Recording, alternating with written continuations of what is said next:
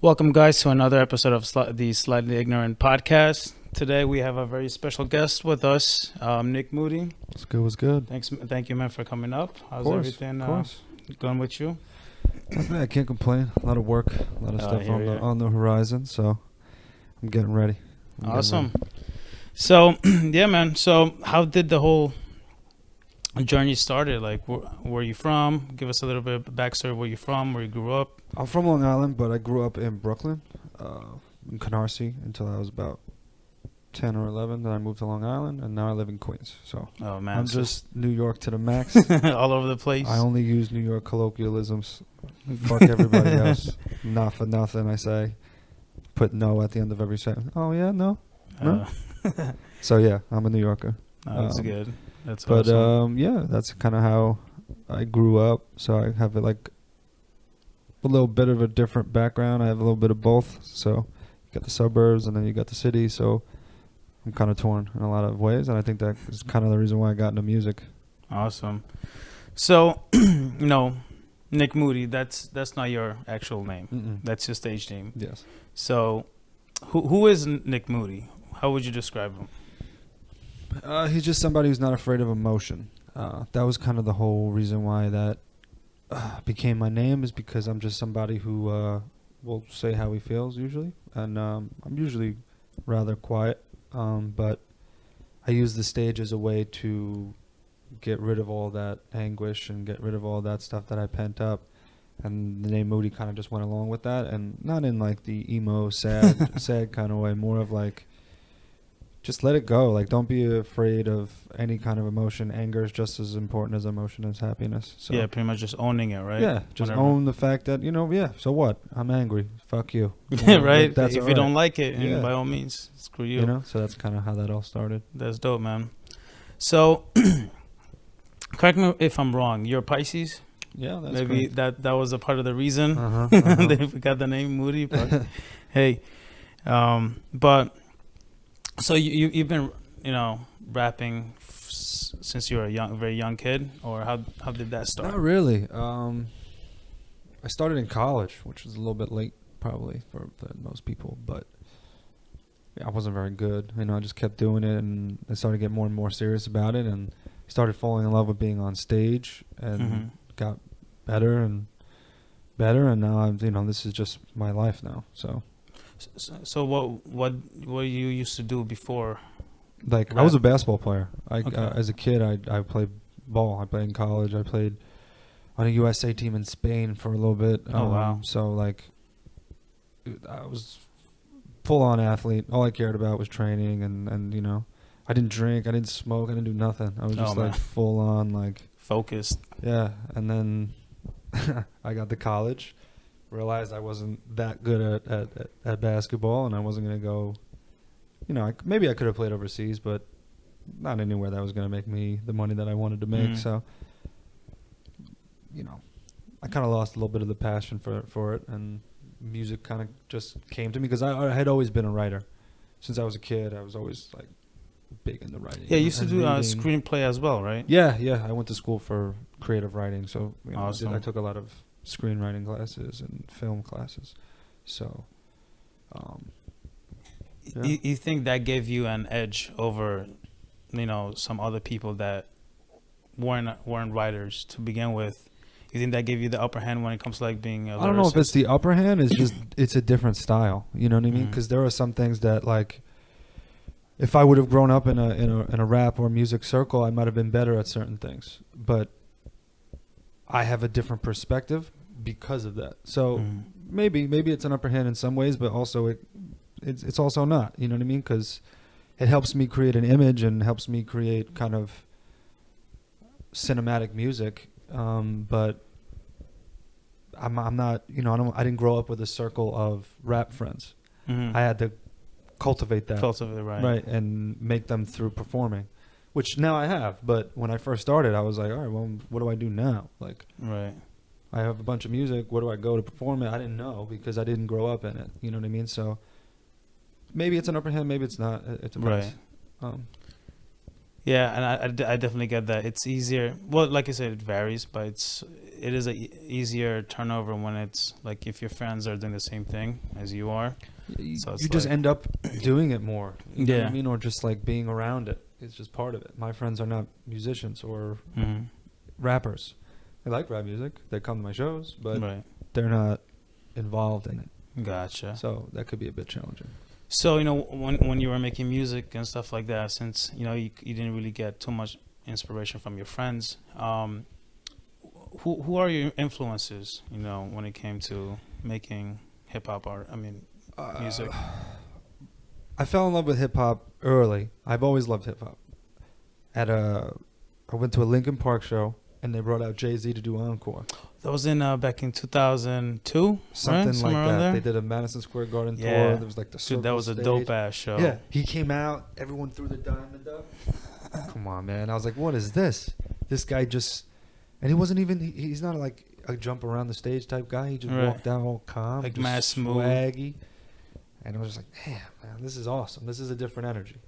And then another guy that helped me start writing rap music was Atmosphere from Minneapolis. Kind of an underground guy, but king of the underground. Been doing it for years, you know, and sells out shows wherever he goes. Granted, they're 2,000-seat venues, but so what, you know? Right. That's really cool to me. You know what I mean? That you can make a living like that. And he was just such a storyteller. He told these vivid, dark stories, and that's kind of where I realized, like, oh, you know, maybe there is a place for me in this. I could talk about my life, and it's okay. You know what I mean? Because there's such a stigma with hip hop that you have to be this or that, especially as a white rapper. So you kind of have to find what makes you you and how that works. Absolutely. So you think that kind of makes it a little bit tougher on your end, would you say? No, I don't think so. Not anymore. It maybe when I first started, but now it's not a weird thing at all to be a white rapper almost. It's also really fun at shows because there's a certain expectation from you when you're getting called up to the stage, and I play into it hard. Like I don't say if I get called up to the stage, I let the beat play for like 35 seconds. I don't say nothing, and people think like I'm. So like, oh damn, this guy's probably whack and shit. Right, exactly, but you know, I think they're surprised by how I pursue it. So, yeah, I don't know. I don't see it as a disadvantage. Yeah, and end of the day, like, music doesn't discriminate. No, you know, if it's good music, people are gonna hear it regardless. Exactly. You know. Exactly. So, who would you say in your top 10? You know, there's like a lot of debates in that because it's all just subjective. rappers or artists. That would probably help. Okay. Let's start with rappers, then we'll do the whole artist as a pack and the impact and the other artists. Okay. So let's do with rapper wise. Rappers, Kendrick, J. Cole, Eminem's got to go in there, obviously. Atmosphere, Chance the Rapper. That's Andre 3000. There's another guy, Jay-Z, Pac.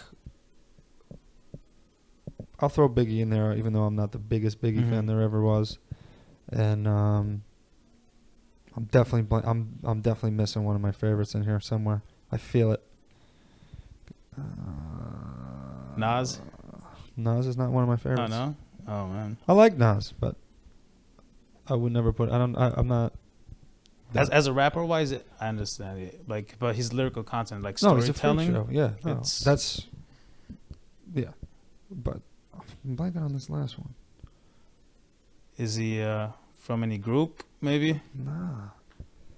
I guess yeah. Is he in the 90s, early 2000s? Oh, I'm gonna go. I just thought of it. Earl Sweatshirt. Yeah, He's dude, another he's guy. freaking amazing. Yeah. He's one of the dopest I'm not ones. crazy about the way he's going now, but Like his stuff, like 6-7 years ago, those are pretty. his just rhyme schemes are. It's like are- crazy are rhyme out schemes, of this dude. world. Like It's like going hard as Vince Carter's knee cartilage is. That's ridiculous. Like if you're really breaking down like the assonance of how he raps, it's ridiculous. and the way he's able to bend words too. Oh yeah, It's like it's ridiculous. just that in that sentence. Yeah.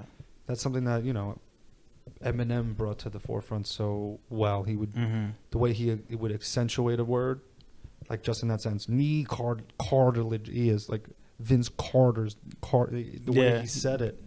would make the rhyme scheme fall better. Like, it doesn't even have to rhyme if you. It's like It's like- stressed and unstressed syllables. If you go back to your English class, you know what I mean? Yeah, so pretty much they're just rhyming with the sound rather Mhm. than the actual word. Yeah. and the Or ending just of it. even like the emphasis can Yeah. make it sound like where the word falls off can make Right. it sound like it's rhyming even when it's not. It's crazy. It's like puzzle pieces. Oh yeah, that you- this, they the put Eminem said that together. in an Yeah. interview before. He said that's the way he looks at it, like this. And I'm like, It gets insane. Yeah. gets your mind bending a little bit. yeah. But who are your favorite current artists like in the game right now? Who do you look up to? Definitely Kendrick. Every time I see Kendrick, I get blown away. And I've seen him like every step of his career. I missed Mac Miller on that list. That was my dude, 10th. Mac Miller. That was dude, my 10th. That brings so much nostalgia. Like college, like freshman. That's like freshman year for me, college, and like late high school. It's like damn. Yeah. But he's definitely got to be up there. I listen to Swimming almost every morning. It's such Yeah. a good morning album, you know. Absolutely. But yes, Kendrick Lamar, mainly because a lot of these guys I've seen every step of the way. Like I saw Kendrick when Swimming Pools came out, and then it was like he was cool. It was dope. He was with Schoolboy Q and the rest Yeah. of TDE, J Rock Hippie. and them. And I was like, it was a cool show. And then I saw him like a year later, when it really started like taking That when off. you like blew up after like Right. Section 80 And then another year after, and then he's like at Bonnaroo with the entire crowd doing freaking yacht, yacht, yacht, yacht. And it's like, whoa. dude, yeah, it's like Kendrick killed it from like 2010 all the way up Well, to he like toured 15. that album like, for 3 years. Yeah. And that's how heavily he believed in it. And, now he's got a Yeah. freaking Pulitzer Prize. Nobody's got that. Right. It's like a I classic. left Drake off that list, too. Drake overall, I think Drake is like a better artist. But like rapper wise, it's like He's a not a hitter. better rapper. He's not a better rapper. No. But like when it comes to like making music, like Yeah. his beat selections. I don't his, agree like, with Russ a lot.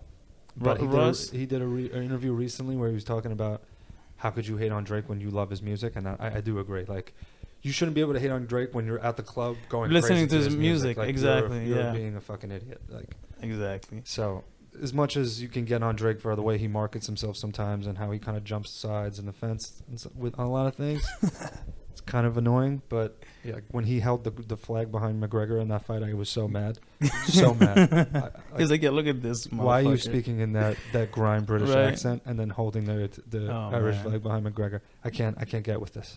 But his music is great. Always is great. Hands down.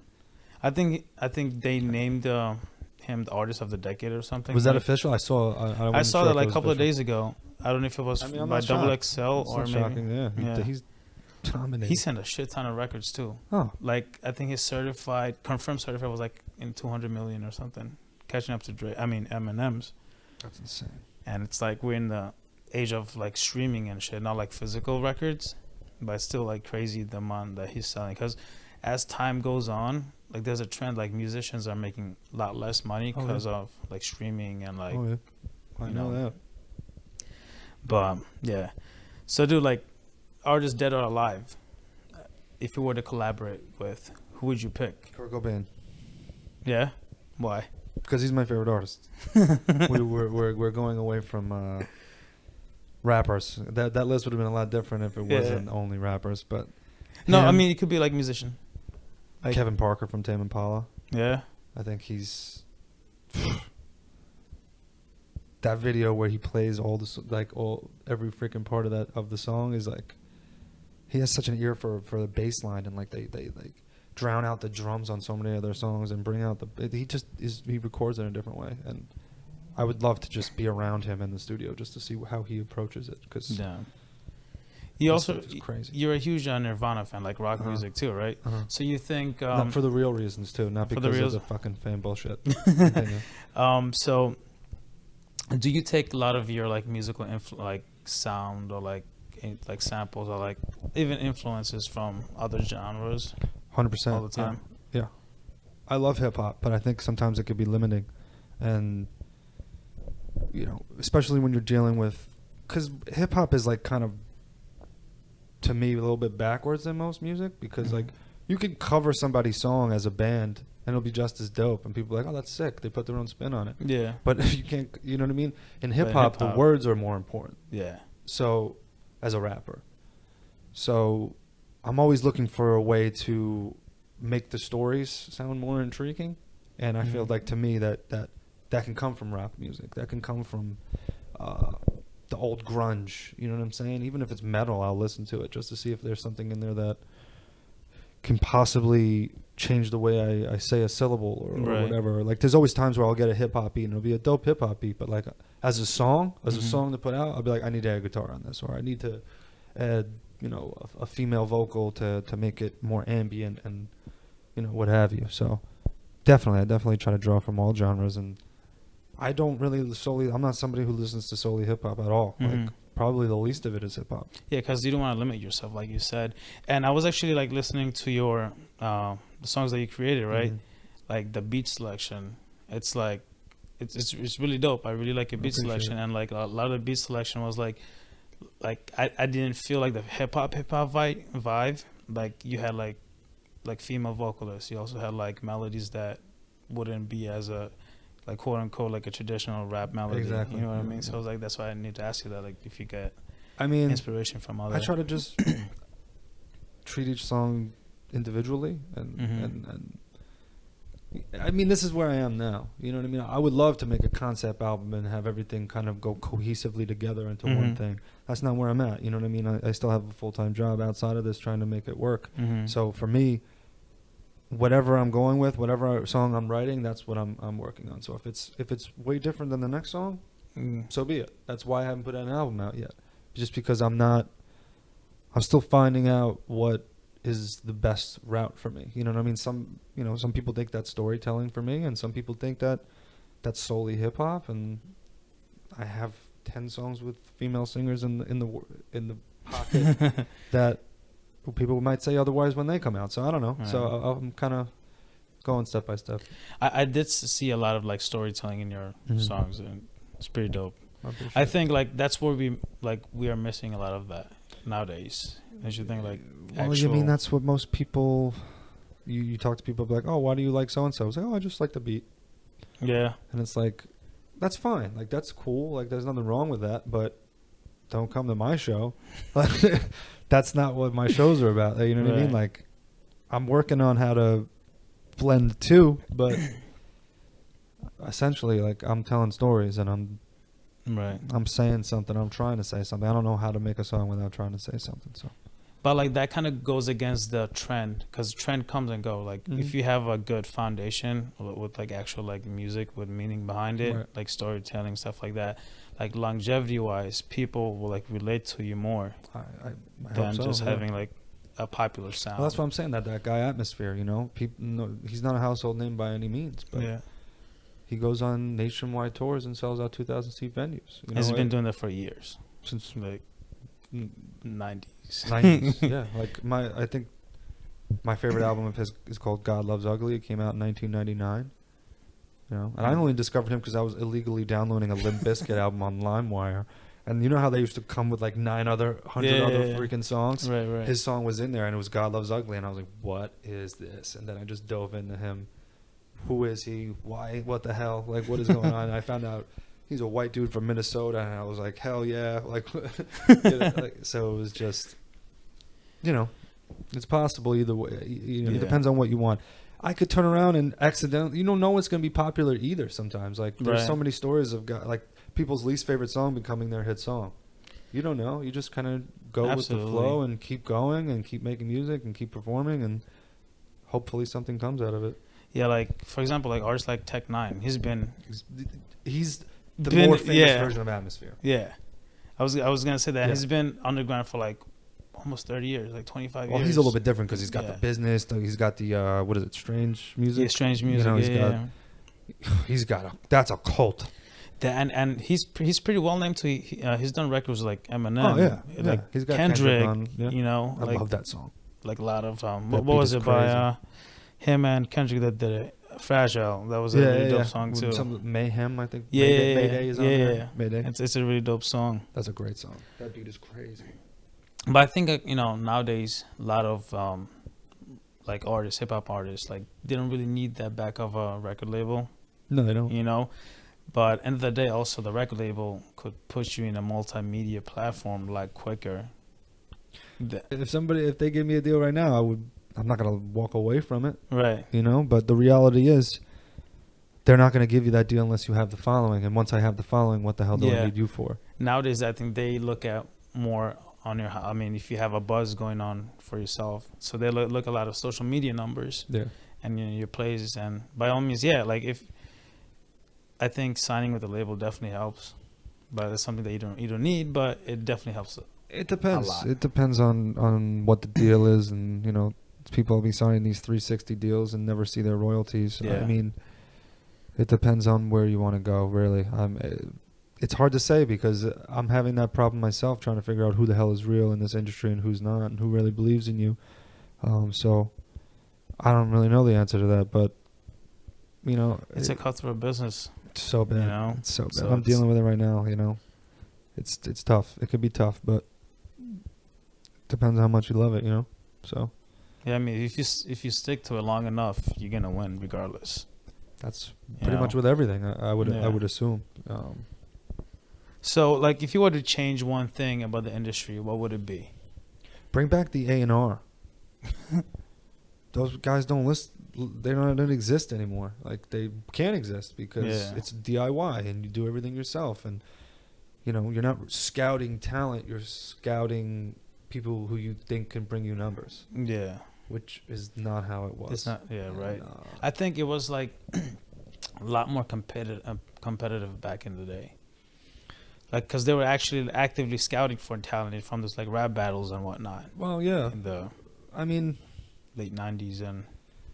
I don't know. I just, you know, you have this image grown up that you're just going to keep doing shows and one day there'll be somebody there that can really help you. And don't get me wrong, like every time I've done a show, it's led to something else. It's led to another show. It's led to an interview like this, or it's led to ciphers and stuff like that. But those A&Rs aren't going to those shows right now. They're going to the shows with the popular kids who are going to who are going to sell out a venue and jump around and not even use the microphone. Right? I've noticed that. But then again, you know, it could be just the energy that you bring to your live shows. 100%. You know, it could be like your character. It could be like I said, like I'm not hating on that type of music, like the trap, the new wave of hip hop, because if you're at that show and you're there, it's just fun. No, it is. Everybody's got their phones out there. They're filming themselves. They're filming the show. They're jumping around. They're drinking. There's something to that. You know, I wouldn't listen to it tomorrow in the morning, but there's time and place for that. There's a time and place for it. For sure. You know? I feel like, you know, in the morning when you're like by yourself, you want to listen to like the most the conscious rap and like something Mac Miller Swimming, like I said, like, you know, Tame Impala Currents is another album I like to listen to in the morning. That Vampire Weekend album, the new one. What is it? Father of the Bride, I think it's called. Love that song. But yeah, those are some dope albums. He definitely created like a lot of like really good. Like, Mac Miller. Yeah. But he had his all called Good AM. It was made for that. It's literally an alarm clock that starts it. So I think like how do you, you know, when it comes to the image wise, how do you see yourself as an artist? And what do you want other people to perceive you as an artist? Like, just a conscious person who's going to talk about heavy topics and try to do it in a creative way, and you know, encourage people to just let things out and you know, listen to music. Listening to music is like the biggest. I feel so much better after the day. Like, you go to a show, I feel great the next day, just because that energy that keeps you is what keeps you alive. You know, and that's what I want for people when they come to my shows. I want them to be an experience. I want them to feel like they're a music festival inside a music festival. Like, you know what I mean? Like, I've been to so many festivals, like Bonnaroo and not Coachella, but I've been to, what's the other one called? Lollapalooza. That's and the ones a in pretty big the one. City Governor's Ball, and I've camped out. I've done the RV, and when you go there, it's like you're not in reality. Like, it's just a different. Did you go to Rolling Loud this year? I didn't. You didn't? I didn't. I'm talking about like actual camping camping ones. Campsite. 100,000 people camping. Like all up in the hills and yeah. That would be dope. Camp Bisco. I went to You've Bisco been there? once. Yeah, dude, it's freaking amazing. It's another world. Electric It's like- Forest, these things like Mystery Land. You know, that's tough to do and bring that to one night, but you know, you want to forget, you know. So I want to be somebody that people can listen to, that just want to enjoy with the music, you know what I mean, and separate themselves from their own, you know, whatever it is, problems or even just feel good, you know, or let something out. I'm the guy you listen to at the gym, you know, because I'm aggressive about a lot of shit. So, gotcha, man. If everything were to go down the path the way you want it to be, where do you see yourself, let's say, 10, 15 years down the road? What type of career do you want to have? I want to be able to do multiple things. I came up in, screenwriting, so I want to be able to,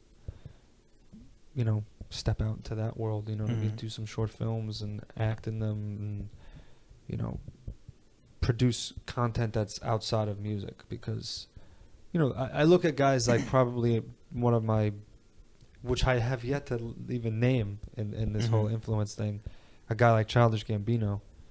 Oh, he's super talented in like a multiple different. He's a freak show. Like, I'll never be as talented as him, but to be able to do all those film, TV, music, and make it like when he does his live shows, it's like together as an immersive experience, and like it's almost like there are parts of his shows where people walk on stage. It's like pre-planned, and it's like, this is insane. Like, this is almost kind of like Broadway, right? And that's really where I would like to go. I would like to be able to take a show on the road, not just like, go to a bar and throw a visual up behind you and call it a show. Like, bring together an experience. And I think the logo that I have with the fingers crossed and the skeleton hand with hope to the very end. They're the ones that's like, it's a skeleton hand with its fingers crossed. So it's like hope until, you're the very end, until you're laying in a ditch and you're left nothing but bone.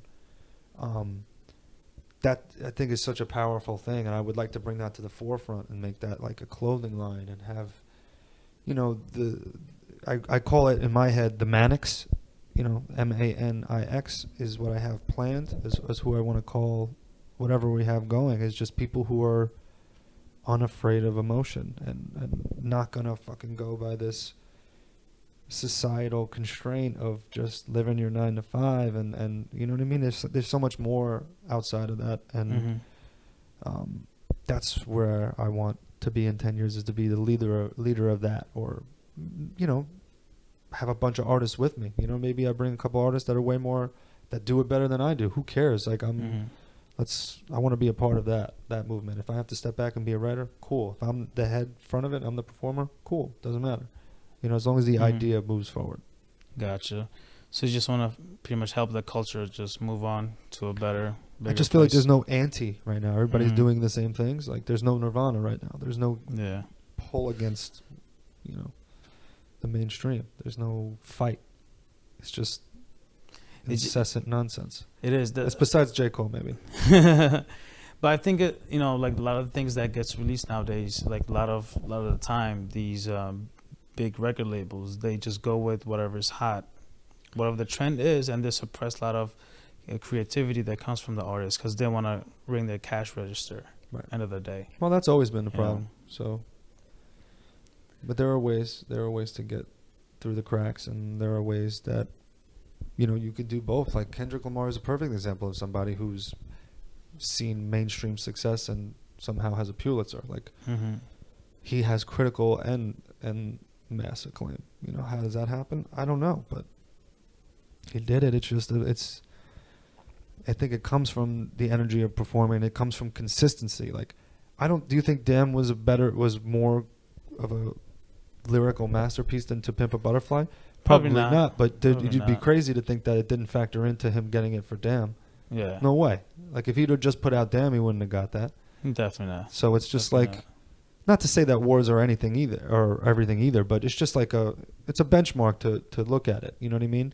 So I've lost myself on a tangent. What the hell are we talking about? No, we're talking about like if Damn were to just come out on its own, before. I mean, in relation to Pimp a Butterfly and like the lyrical content, if it was any better than that. Yeah. But in order for him to have Damn, he had to go to the Pimp a Butterfly and take perspective out of those things. Well, I think to backtrack even further, what I was thinking was we were talking about, you need that record label, or you just need some. It's tough, man. That's always the problem with being an artist, like, because you want your music to be about what you believe in, but if other people don't believe in it, you don't have a career. So it's tough. There's a fine line between doing that, and the people who find success naturally are the people who have the best longevity, I think. And like, you look at guys like Macklemore, who I thought he was great. I thought his first album was awesome, but people know him for Thrift Shop, and they know him for, they'll say, the gay song, Same Love, and it's they're not really listening to some of those other songs like Wings and some of those really poetic songs. And now he's like, he struggles to sell the same because that's all they want to hear. Right. So sometimes it's just luck of the draw, man. Like, obviously songs like Wings are not gonna be as good as Thrift Shop just because Thrift Shop's melodic and it's upbeat and whatever, but he got put into a tough position. So I don't know the answer entirely. There's, because even me, like, when I look at myself, like, I promote myself through social media as much as I can. I don't like it, but I know I have to, because that's such an important part of this. Like, that's how people interact with music now. So you have to do it. You have to find that balance of doing what's popular and keeping it you. So I think it's just trial and error. You just got to keep going at it, and eventually one of those is going to hit. Absolutely. And sometimes it's just like you got to be in the right place at the right time. So of course, luck has to do with some to some degree. Cultivate luck. I feel like the harder you work, the luckier you get. Exactly. Over time. Well, so it doesn't seem that way, but yeah. Everybody look at it as if it was an overnight success, but they don't look at the years behind it. Yeah. You know what I mean? That's always what, like, my boys always tell me when I get stressed out about this stuff and I feel like it's not moving anywhere. And they're like, all right, well, what about last year? Where were you last year? I would have wished I was where I am now. So there you go. So that's how you got to look at it. You got to compete with yourself, and that's all that matters. You got to put blinders on and, like, as long as you're moving forward, I guess. That's all that counts. Listen, you got to consume all the information you can, but tunnel vision is the key. Gotcha. Staying focused. So if you don't mind, how's your creative process, like your whole songwriting process? How do you start? Like, if you were to give a tip to somebody that wants to make music, somebody that has no experience in music, but that's something that they really want to do, how do you start your creative process? Lately, it's been a lot different than how I used to do it. But lately, I just keep, like, I have this main producer that I work with, Homage. He goes by. He just sends me stuff, and for whatever reason, his stuff just resonates with me. He has it's not much. Like, it's simplistic, but it's so powerful, and the beats, the drums come in so hard. That's usually what I'm drawn to, is like the drum pattern. Hard drums. I'll rap on skeletons a lot and then send them to him, and he'll formulate a full on beat for me based on your. So I know what I want. I'm not a producer by any means, but I know, like, if you put me in a room with a bunch of musicians, I'll have a song by the end of the night. So I approach it that way, and I just start writing.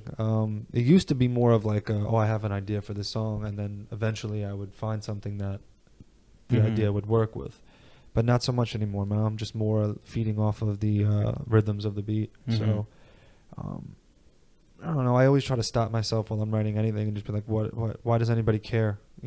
Why does anybody care about this? That's the number one thing that I always try to say, is like, why are we making this song? Like, so that's always what I would say to anybody who's trying to do anything creative, is to step outside of yourself for 1 second. I know it's like a good way to vent, but if you're just complaining for a full song, it's not going to do much. You know what I mean? There's got to be some sort of punchline or Mm-hmm. verdict. When it comes to like recording, like your like songs and your lyrics and stuff like that, what type of equipment do you use? I go to Dream Recording Studios in Belmore. That's where Okay. I record all of my music in Long Island, right by where I used to live in Long Island. Mm-hmm. Yeah, I work with my same engineer, Chris Wiley. He's been working with me since the House of Mirrors days. Everything that's on Mm-hmm. Spotify and iTunes was Okay. recorded there with him. And over the years now, like, it was funny. I brought somebody in recently. This girl, Sasha Prendes. She's going to be on. She's a great singer, and she's going to be on one of my newer songs. Not the ones, not because I have multiple projects coming, not just Right. one. She's going to be one on the later ones. Mm-hmm. And she just was saying, like, every time I had an idea, I would go to Chris, and he had it done before I said it, because he just knows what I want now. He knows how I look at things, and you know, when you grow within the music, when you work with the same people, those are the benefits, you know. So I'm somebody who I like to be comfortable in the studio. I don't like to have 1,000 people there smoking weed, doing whatever. You know, that's cool too. Like, I did that at South by Southwest, and it was cool. Like, you just start freestyling stuff. A verse comes out, it doesn't come out, whatever. Like the Dreamville documentary. That's how we were. Yeah. We were recording in the kitchen at South by Southwest in our Airbnb, churning out music. Cool. That's not how I like to do it for myself. Very much closed doors kind of thing, like very into it, very intimate, and yeah, that's kind of how I do it. I mean, the equipment there is top notch. It's a beautiful studio, so I don't ever like to record something and then worry like, oh man, is the quality good? No, like I got to worry about how I'm doing it. Was my performance good? Right. So you just like record it and just let it rock, pretty much. I mean, yeah. I mean, I just for budget purposes, I can't spend a ton of time in the studio.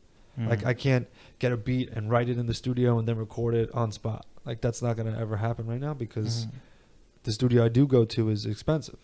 So I go in there ready. Like, I have I have my mic at home. I have some studio foam and Pro Tools on my laptop at home. I'll demo out the song, make sure that I'm ready, and I go in there and I'll knock it out in one take. Done. Mix it. Let's go. I don't waste any time. I don't waste any money in there. So that's why I don't. Maybe it's not the most, you know, fun or captivating experience for people if they're coming in, but that's how it's got to be right now. Right. In order for me to pay my bills and keep moving, and budget videos and budget artwork and budget merch and everything I have planned for this tour, and like travel expenses and all that stuff. I have to make sure all the dots are in a line, and I can't waste any time. So right.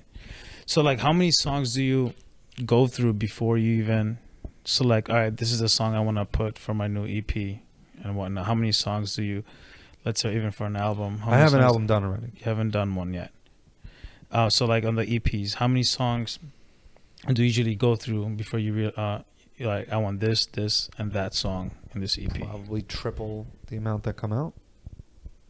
So let's say like my next EP has 5 songs. I know I already have like 20 total. So yeah, so it's like it's pretty tough to like pick out the songs that you really want, because you like all of them, because you know that's not true. I do hate songs for sure. Yeah. There are so many songs that I've done at shows, and people are like, when is this coming out? And I'm like, never, probably.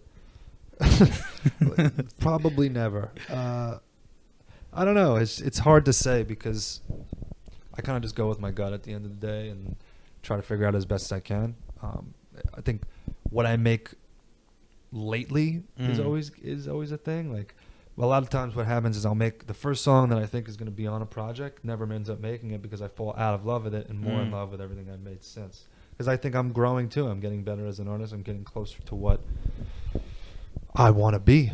So your most recent EP, The Quiet Ones, tell us a little bit about it. Like, what inspired you to come up with that concept? Because different from your previous work, this one's like more personal, would you say? I think yes and no. Like, Amen is the lead single off of it. Yeah. The rest of it isn't out yet. So Amen is a personal song for sure. Yeah. The rest of it is not so much. I think the rest of it is hip hop, right in your face. No mistake about it. This is a hip hop record, and I wanted to make that statement. And then I think the more versatile and broad ranging genre style songs will come in the next one. But for right now, I just have a couple songs I really love, and they're like, I think they're bangers, and I the energy that was involved in the studio. I have a couple features on there from artists on Long Island that we all came together to make this song, and it was just, we felt it in the room. You know what I mean? Like this is something. We have something here. So working on a video for that right now too. So there's a lot of content on the way. So so you're gonna be like super busy for the next couple of months. Yeah. And you're also going on a tour. Yeah. Right. Tell us a little bit more about the tour. Like, I'm just hitting a few cities. I don't know. Like, I don't know what's gonna come. I don't know who's gonna come out for these shows. I've tagged along on.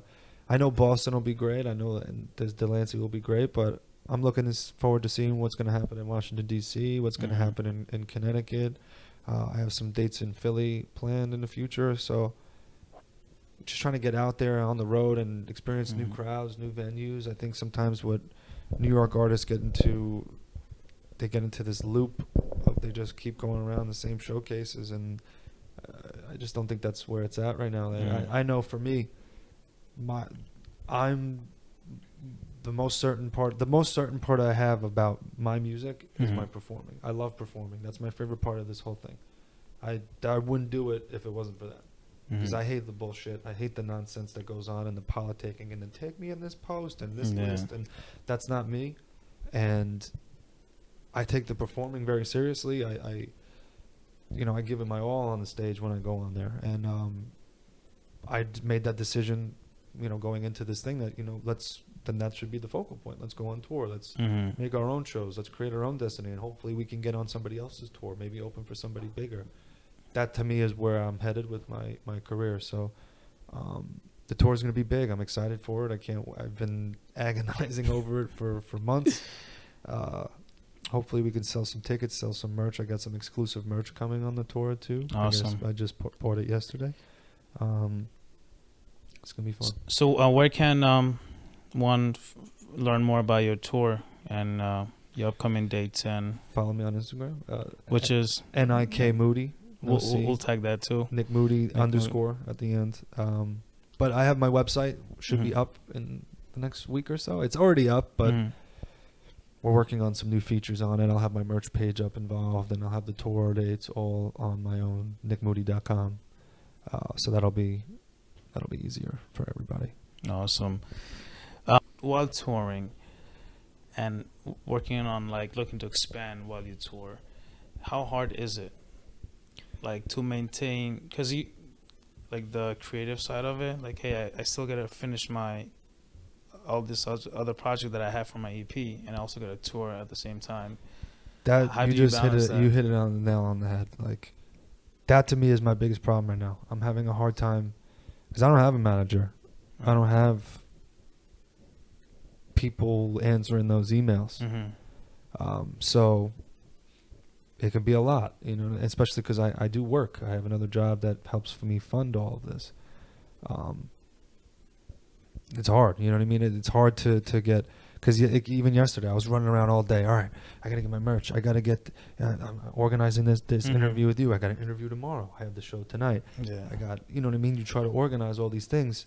In that, if I sat down to try to write a song right now, it's going to be trash. I'm not thinking creatively. I'm not in a creative space. I'm not trying to think outside the box. I'm in the box. Right. You know what I'm saying? So for me right now, I'm really not in a very good creative space. I'll be honest with you. Most of the songs that I've been creating, I wrote when I was. But I know I have to be right now. Right now I have to get this done. And I think if I do that, it's going to cultivate somebody that's going to come into my life that's going to help change that. No, let me take care of these. I'm going to answer these freaking emails. I'm going to get this set up. I'm going to do all this. All you have to do is create. And when that happens, there's not going to be anybody stopping me, because I've been doing it myself for 3 years now, and I've built it by myself. It's not really much that you could tell me outside of that. You know what I mean? So right now, I just have to deal with it. You know what I mean? And do it the best I can. I'm probably gonna. I try to allocate time. Like, let's say I usually have Tuesday or Wednesday off. I'll be like, all right, Wednesday, I'm shutting my phone off, and nobody's talking to me. I'm sitting in my room, and I'm just gonna work on music all day, and write as much as I can. Right. And it's hard that way because that's not an inspiring way to do things. But I'm just going with what God's given me right now. I'm just kind of going with the flow and trying to figure out as best I can. And I think that's the best way I've come up with doing it. So awesome. Yeah, it just seems like a lot to juggle, especially when you're an independent artist and you don't have a whole team behind you. You saw me. I'm sending my TV tracks dude. before the interview. I need Wi-Fi. Yeah, dude. But how important is it to actually? Because I know that it's a music business. You have to create a team. Yeah. And you have to treat it like a business. How hard is it to find the right people? It's very hard. It's very hard. I've been through up and down with a lot of people in this process. Luckily, my boy Anthony, he helped me organize this tour. He's still in college though. Like he's young, but he's a go-getter, man, and I just love his attitude. We met at a show. I think most of the people that I've met that I work with now, I met at shows. And that's why I'm gearing everything towards the shows. Because they have the same passion. Right. As you do. And they see that. It's easier to see that when you see me perform. Because I'm kind of a calm guy outside of it. I'm not going to walk into a room and start screaming at everybody to do this, do that. That's not my way. So the shows have been how I've gotten everything. But, that's how I've met my videographers. I've got a few that I work with now. My photographer, my graphic designer, just people who show up to shows and run my merch table. And I have a lot of help. I'm not, I do have help. Right. But the constant day-to-day dealing with these decisions, it's hard. So I'm hoping that, it just comes from, you can't trust people online. You know what I mean? You got to meet them in person to see if they're for real.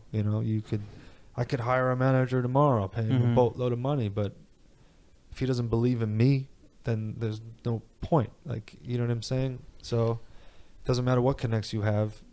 If he doesn't do the work for you, if he doesn't believe in you, he's not going to help you. So that's what I've always maintained, and it's hard. Like, I've considered it. I've considered like going to a big time manager and be like, yo, help me, I'll pay you. Right. But that's not gonna.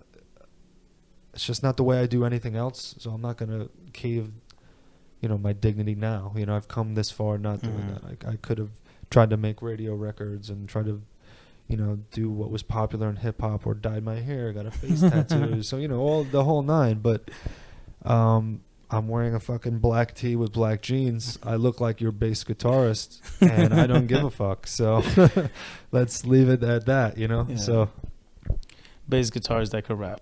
Right. Dude.